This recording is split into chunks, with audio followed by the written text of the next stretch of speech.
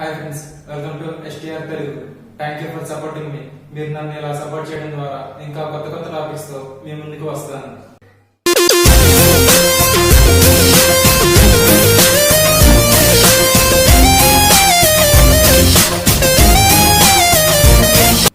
ఈ రోజు మన టాపిక్ వచ్చేటప్పటికి Stokes theorem. So last class లో మనం స్టోక్స్ థియరం మీద ఫస్ట్ ప్రాబ్లం అనేది చేసాం. This is the second problem. So first problem లో మనం స్టోక్స్ థియరం మీద రెక్టాంగిల్ ఫార్మ్ చేసాం. ఇప్పుడు మనం ఏం చేస్తామంటే అప్పర్ హాఫ్ సర్ఫేస్ ఫార్మ్ చేస్తాం అన్నమాట. అంటే స్టోక్స్ థియరం యొక్క అప్పర్ హాఫ్ సర్ఫేస్. సో ఇప్పుడు ప్రాబ్లం ఏమి ఇచ్చాడో చూద్దాం.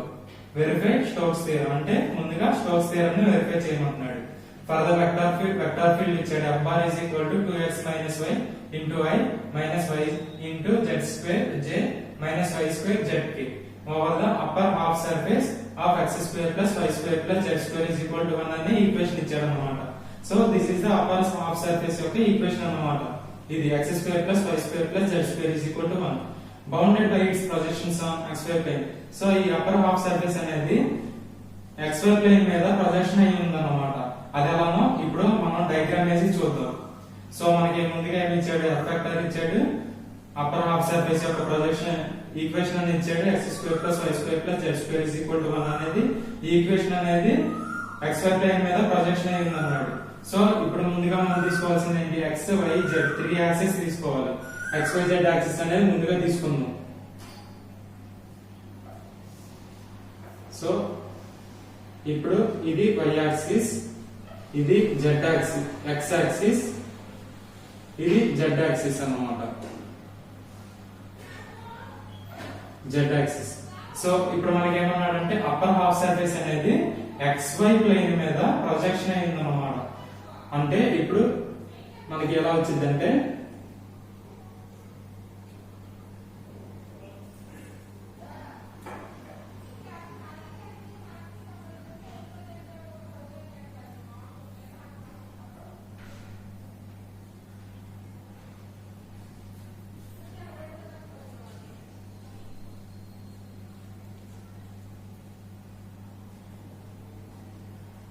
So this is the upper half surface అన్నమాట.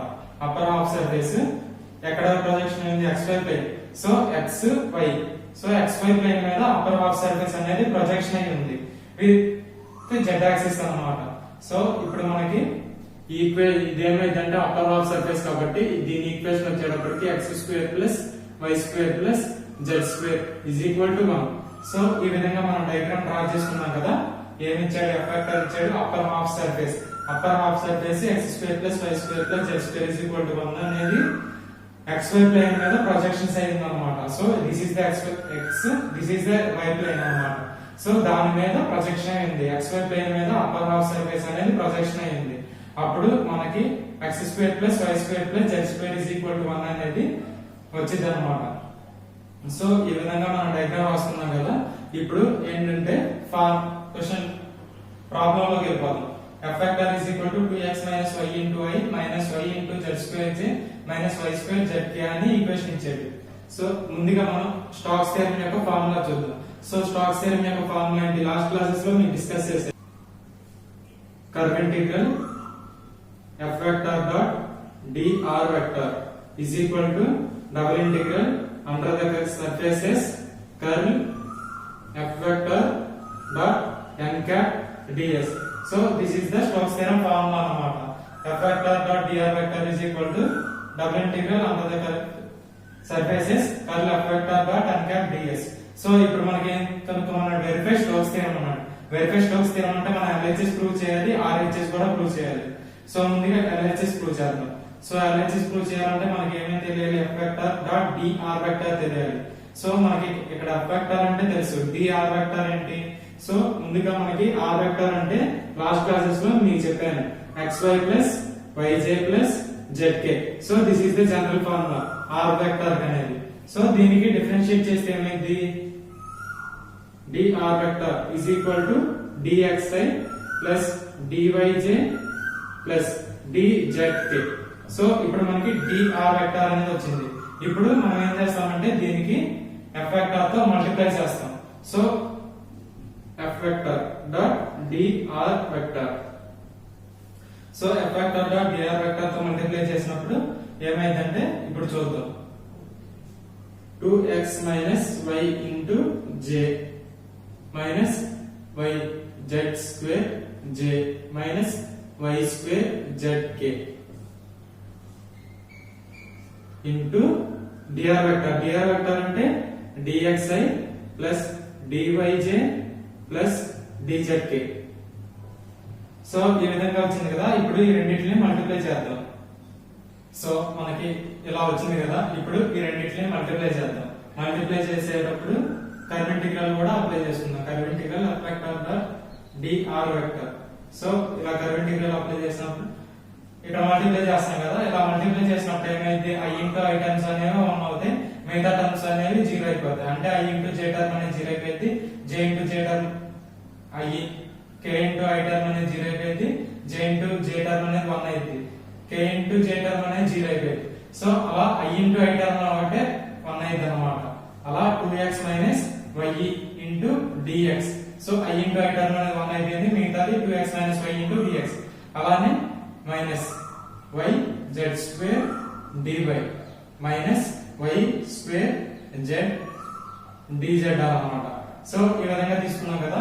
ఇప్పుడు మనం ఏం చేస్తామంటే ఇక్కడ అప్పర్ హాఫ్ సర్ఫేస్ అనేది xy ప్లేన్ మీద ప్రొజెక్షన్ అయింది అన్నాడు కదా. అప్పుడు మనకి z వాల్యూ ఏమైందంటే 0 అయింది అన్నమాట. సో అప్పుడు మనకి ఏమైంది, x square plus y square plus z square is equal to 1. So అప్పుడు మనకి x square plus y square is equal to 1 అయింది. సో ఇక్కడ z అనేది 0 అయిపోయింది. So z is equal to 0 అయింది కదా. So z is equal to 0 అంటే dz is equal to 0 అయిపోయింది కదా. సో ఈ విధంగా మనం ఈ వాల్యూస్ అనేవి దీంట్లో సబ్స్టిట్యూట్ చేస్తే అప్పుడు మనకి ఏమైందంటే curve integral 2x minus y into dx అయింది అన్నమాట. ఇక్కడ చూస్తే మనకి 0 అనేది z లో సబ్స్టిట్యూట్ చేసాం, అప్పుడు ఈ టోటల్ వాల్యూ అనేది 0 అయిపోయింది. దీంట్లో z లో సబ్స్టిట్యూట్ చేస్తాం, dz లో సబ్స్టిట్యూట్ చేస్తాం, 0 0 మొత్తం 0 అయిపోయింది. సో మిగిలిన టర్మ్ ఇది curve integral f vector dot dr vector. So మనకి మిగిలిన ఈక్వేషన్ అంటే x square plus y square is equal to 1. So this is the circle equation అన్నమాట. సో ఇప్పుడు మనం ఏం చేస్తామంటే ఇలా సర్కిల్ ఈక్వేషన్ వచ్చినప్పుడు మనం x వాల్యూని cos θ అనుకుంటాం, y వాల్యూని sin θ అనుకుంటాం. సో ఇలా అనుకున్నప్పుడు మనకి x is equal to cos θ ఉంది కదా. ఇప్పుడు మనం ఏం చేస్తామంటే దీన్ని డిఫరెన్షియేట్ చేస్తాం. సో డిఫరెన్షియేట్ చేసినప్పుడు cos θ అంటే ఎంత, మైనస్ sin θ. సో ఇక్కడ ఓన్లీ dx ఉంది కాబట్టి x వాల్యూని ఒకటి దాన్ని డిఫరెన్షియేట్ చేస్తాం అన్నమాట. dx is equal to minus sin θ. So y value కూడా ఉంటే అప్పుడు మళ్ళీ y is equal to sin θ ని మనం డిఫరెన్షియేట్ చేసుకోవచ్చు అన్నమాట. సో ఇక్కడ మనకి dx ఒకటే కావాలి కాబట్టి నేను dx నే డిఫరెన్షియేట్ చేసుకున్నాను అన్నమాట. సో ఇప్పుడు మనం దీంట్లో సబ్స్టిట్యూట్ చేద్దాం. దీంట్లో సబ్స్టిట్యూట్ చేసే ముందు x square plus y square is equal to 1 అనేది ఏంటిది, సర్కిల్ ఈక్వేషన్. సర్కిల్ ఈక్వేషన్ కి మనకి లిమిట్స్ ఎలా ఉంటాయి అంటే 0 నుండి 360 వరకు ఉంటాయి అన్నమాట. అంటే సర్కిల్ అనేది 360 డిగ్రీస్ ఉంటది కదా. 360 డిగ్రీస్ అంటే 0 డిగ్రీ నుండి మళ్ళీ 360 డిగ్రీస్ వరకు అన్నమాట. So this is the limits of circle. So ఇప్పుడు మనకి లిమిట్స్ తీసుకున్నట్లయితే లిమిట్స్ వచ్చేటప్పటికి 0 టు సర్కిల్ 360 అంటే మనం 2π రాస్తాం అన్నమాట. సో 0 టు 2π లిమిట్స్ వచ్చినాయి. 2 ఇంటూ ఇప్పుడు cos θ, x అంటే ఎంత మనకి cos θ మైనస్ y అంటే ఎంత sin θ ఓకేనా, ఇంటూ dx అంటే ఎంత ఇక్కడ minus sin θ with respect to theta చేస్తున్నాం కాబట్టి ఇక్కడ d θ వచ్చింది అన్నమాట. సో ఇప్పుడు మనకి మైనస్ sin θ d θ. సో ఈ విధంగా వచ్చింది కదా. ఇప్పుడు ఈ రెండింటిని మల్టిప్లై చేసుకుందాం. సో అలా మల్టిప్లై చేసుకుంటే 0 టు 2π ఇంటూ సో మైనస్ అనేది minus 2 sin θ cos θ plus sin square θ into d θ. So ఈ విధంగా వచ్చింది కదా. ఇప్పుడు ఈ ఈక్వేషన్ అనేది సాల్వ్ చేద్దాం. సో మనకి ఈ విధంగా వచ్చింది కదా. ఇప్పుడు నేను ఏం చేస్తానంటే ఈ రెండింటిని విడదీసుకుంటున్నాను. విడదీసుకొని minus integral 0 to 2π 2 sin theta cos theta ఏమైంది మనకి sin 2 theta అయింది sin 2 theta d theta plus integral 0 to 2 pi so sin square theta ఏమైందంటే మనకి 1 minus cos 2 theta by 2 1 minus cos 2 theta by 2 d theta so ఈ విధంగా రాసుకున్నాం కదా ఇప్పుడు దీనికి ఇంటిగ్రేషన్ అనేది చేద్దాం సో ఇలా ఇంటిగ్రేషన్ చేసినప్పుడు sin 2 theta integration of sin 2 theta ఏమైందంటే cos 2 theta minus cos 2 theta అయింది by 2 అప్పుడు సో ఇక్కడ ఆల్రెడీ మైనస్ ఉంది కాబట్టి మైనస్ ఇంటూ మైనస్ మళ్ళీ ప్లస్ అయిపోయింది ఎందుకంటే sin 2 theta అంటే మైనస్ cos 2 theta by 2 అయింది అన్నమాట ఇంటిగ్రేట్ లిమిట్స్ వచ్చేటప్పుడు 0 to 2 pi ప్లస్ ఆఫ్ 1/2 ఉంది కాబట్టి కాన్స్టెంట్ theta by 2 వచ్చింది మనకి theta by 2 minus cos 2 theta by 2 అంటే మనకి sin 2 theta by 2 వచ్చింది అన్నమాట సో ఇక్కడ 2 into 2 ఎంత అయిందంటే 4 అయింది 0 to 2 pi సో ఈ విధంగా వచ్చింది కదా ఇప్పుడు మనకి ఏంటంటే లిమిట్స్ అనేవి అప్లై చేద్దాం సో ఇక్కడ లిమిట్స్ అనేవి అప్లై చేసినప్పుడు cos 2 theta into అంటే cos 2 into 2 pi అప్పుడు మనకి ఎంత అయింది cos 4 pi అయింది cos 4 pi వాల్యూ 1 అన్నమాట అలానే 1/2 minus upper limit minus lower limit చేయాలి కాబట్టి లోయర్ లిమిట్ చేద్దాం లోయర్ లిమిట్ అంటే 0 cos 0 అంటే 1 అన్నమాట మనకి 1/2 మైనస్ 1/2 అయింది ప్లస్ ఆఫ్ సో ఇప్పుడు మనకి ఇక్కడ 2 pi అనేది యాడ్ చేస్తాం upper limit minus lower limit కదా అప్పుడు 2 pi by 2 minus 0/2 upper limit minus lower limit substitute చేసాం theta ప్లేస్ లో ఇప్పుడు దీంట్లో సబ్స్టిట్యూట్ చేద్దాం సో ఇక్కడ సబ్స్టిట్యూట్ చేసినప్పుడు ఏమైందంటే cos 4 pi ఏమైందంటే మనకి 0 అయిపోయింది అన్నమాట 0 మైనస్ 0/4 సో ఈ విధంగా అయింది కదా ఇక్కడ ఏమైంది ఈ టోటల్ వాల్యూ 0 అయిపోయింది 2 pi by 2 అంటే 2 క్యాన్సిల్ అయింది ఇక్కడ 1/2 క్యాన్సిల్ అయిపోయింది సో చివరిగా మనకి ఫైనల్ ఆన్సర్ వచ్చే ఎంత ఇది టోటల్ టర్మ్ 0 అయిపోయింది ఇక్కడ pi minus 0 ఇక్కడ minus 0 సో టోటల్ గా మనకి లాస్ట్ లో వచ్చిన ఆన్సర్ ఏంటంటే pi అన్నమాట so integral f vector dot dr vector is equal to 5 so this is the LHS అన్నమాట సో ఇక్కడ వరకు మనం LHS అనేది ప్రూవ్ చేసాం LHS ఎంత వచ్చింది f vector dot dr vector is equal to pi అనేది వచ్చింది ఇప్పుడు RHS అనేది ప్రూవ్ చేద్దాం సో మనం ఇందాక LHS అనేది కనుక్కున్నాం ఇప్పుడు RHS అనేది కనుక్కుందాం RHS లో మనకి ఏంటంటే equation double integral under the surfaces curl f vector dot n cap ds so ఇప్పుడు మనకి ఏంటి కర్ల్ f vector కావాలి n cap కావాలి ds అంటే ఏంటో తెలియాలి సో ఈ మూడింటిని మనం విడివిడిగా కనుక్కుందాం ముందుగా n cap ని కనుక్కుందాం n cap ని కనుక్కోవాలంటే ముందుగా మనకి అప్పర్ హాఫ్ సర్ఫేస్ యొక్క ఈక్వేషన్ ఇచ్చాడు కదా ఏం ఈక్వేషన్ ఇచ్చాడు x² + y² + z² equal to 1 అని ఇచ్చాడు సో దీన్ని మనం ఏం చేస్తామంటే పైగా రిప్రజెంట్ చేస్తాం అన్నమాట సో ఇలా పైగా రిప్రజెంట్ చేసినప్పుడు మనం n cap అనేది కనుక్కుంటాం అన్నమాట అదే విధంగానే ఇప్పుడు చెప్తాను చూడండి x² + y² + z² 1 అని తీసుకున్నాం కదా అంటే 1 అనేది ఇక్కడ కనిపించు = 0 అని ఉంటుంది సో పై అనే వాల్యూ ఏంటి ఇప్పుడు x² + y² + z² - 1 సో ఇప్పుడు మనం ఏం చేస్తామంటే ఈ పై కి గ్రేడియంట్ కనుక్కుంటాం గ్రేడియంట్ 5 సో గ్రేడియంట్ 5 కనుక్కున్నప్పుడు గ్రేడియంట్ అంటే ఎంత మనకి i × ∂/∂x + j × ∂/∂y + k × ∂/∂z x² + y² + z² - 1 so ఈ విధంగా వచ్చింది కదా ఇప్పుడు దీనికి కనుక్కుంటే ∂/∂x × x² అంటే ఎంత అయింది మనకి 2x అయింది 2xi అయింది సో మళ్ళీ y² అంటే 0 అయిపోయింది z² అంటే 0 అయిపోయింది -1 అంటే 0 సో 2xi వచ్చింది అలానే ప్లస్ 2yj ప్లస్ 2zk వచ్చింది అన్నమాట సో y² టర్మ్ అంటే విత్ రెస్పెక్ట్ టు y చేసినప్పుడు 2y వచ్చింది into j with respect to z చేసినప్పుడు 2z ఇంటూ k వచ్చింది. సో ఈ విధంగా మనకి గ్రేడియంట్ ఫై వచ్చింది కదా, గ్రేడియంట్ ఫై వచ్చింది. సో ఇప్పుడు మనం n క్యాప్ కనుక్కుంటాం. n క్యాప్ ఫార్ములా ఏంటంటే gradient of phi by mod gradient of phi. So ఇక్కడ గ్రేడియంట్ ఆఫ్ ఫై అంటే ఎంత 2xi plus 2yj plus 2zk by. So ఇక్కడ గ్రేడియంట్ కనుక్కున్న గ్రేడియంట్ కి డెట్ కట్టినప్పుడు ఏమైందంటే మనకి a square plus b square plus c square formula ఇది అన్నమాట. సో అది ఏ అంటే ఇక్కడ 2x అన్నమాట. 2 a స్క్వేర్ అంటే ఎంత అప్పుడు మనకి 2x whole square plus 2y whole square plus 2z whole square. So ఈ విధంగా ఇది కదా.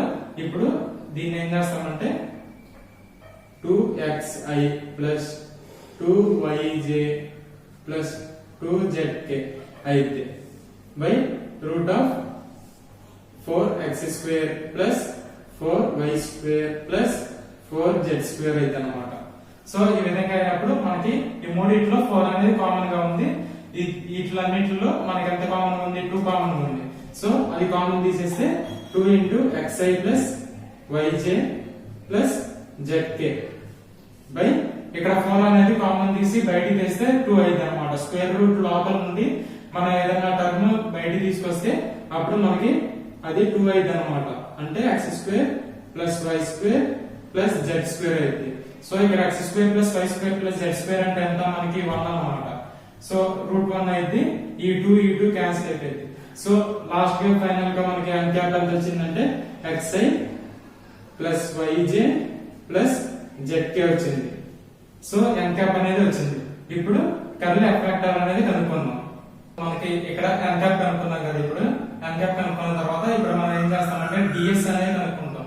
సో ఈ ds అనేది మనకి ఎలా వచ్చిందంటే let r be the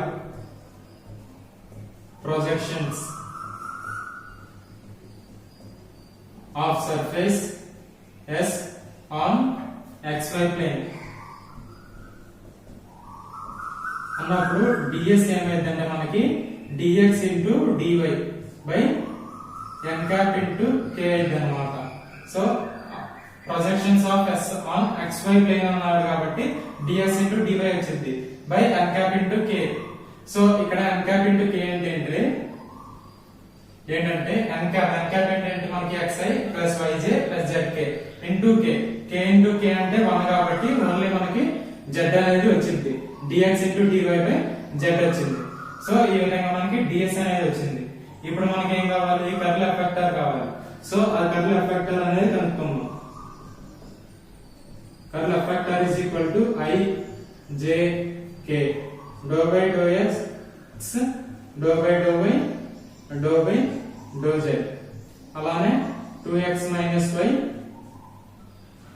minus y z square y square z అన్నమాట. సో ఇక్కడ కూడా మనకి మైనస్ ఉంటుంది y square z minus. So ఇలా కర్లీ ఎఫ్ వెక్టర్ అంటే ఫార్ములా ఈ విధంగా డెట్ చేయాలన్నమాట. మనం ఇచ్చిన ఈక్వేషన్ లో f1 f2 f3 తీసుకొని ఇక్కడ సబ్స్టిట్యూట్ చేయాలి. ఇప్పుడు I into doe by doe x into doe by doe y I into doe by doe y into minus y square z minus doe by doe z into minus y z square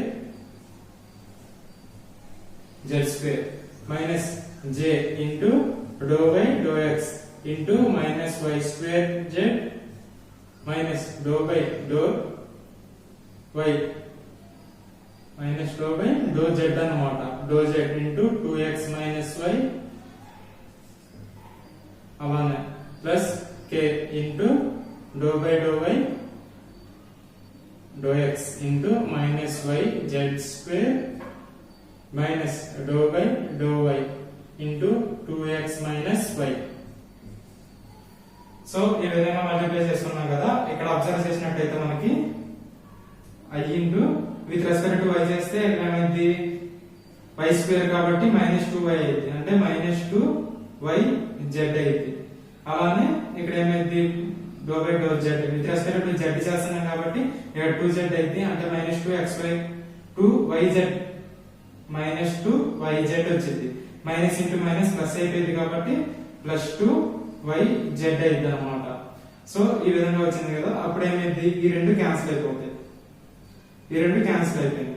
minus j into ఏమైంది, doe by doe X with respect to X చేస్తున్నాం కాబట్టి ఇది మొత్తం 0 అయిపోయింది. Minus doe by doe Z with respect to Z చేస్తున్నాం కాబట్టి ఇది మొత్తం 0 అయిపోయింది. సో j టర్మ్ అనేది 0 అయిపోయింది. j టర్మ్ అనేది 0 అయిపోయింది. Plus k into doe by doe X with respect to X చేస్తున్నాం కాబట్టి ఈ టర్మ్ 0 అయిపోయింది. Minus doe by doe Y with respect to Y చేస్తున్నాం కాబట్టి 2x అనేది 0 అయిపోయింది. మైనస్ y ఏమైందంటే 1 అయింది అనమాట. -1 అయింది అనమాట. మైనస్ ఇంటూ మైనస్ ఏమైంది, ప్లస్ అయింది అంటే 0 మైనస్ ఆఫ్ ఇక్కడ -1 వచ్చింది. సో ఇప్పుడు మనకి ఏమొచ్చింది, ఈ టోటల్ టర్మ్ 0 అయిపోయింది, ఈ 0 అయిపోయింది. ఇక్కడ మైనస్ ఇంటూ మైనస్ +1 కాబట్టి k అయింది. సో మనకి కర్ల్ f వెక్టర్ ఏమైందంటే k అయింది అనమాట. సో మనకి ఇక్కడ కర్ల్ f వెక్టర్ వచ్చింది, n క్యాప్ వచ్చింది, ds వచ్చింది. సో ఈ మూడింటిని తీసుకెళ్లి దీంట్లో సబ్స్టిట్యూట్ చేద్దాం. సో మనకి కర్ల్ f వెక్టర్ వచ్చింది k, n క్యాప్ వచ్చింది, n క్యాప్ అంతా xy +yz +zk, ds వచ్చింది, ds అంతా dx dy బై z వచ్చింది.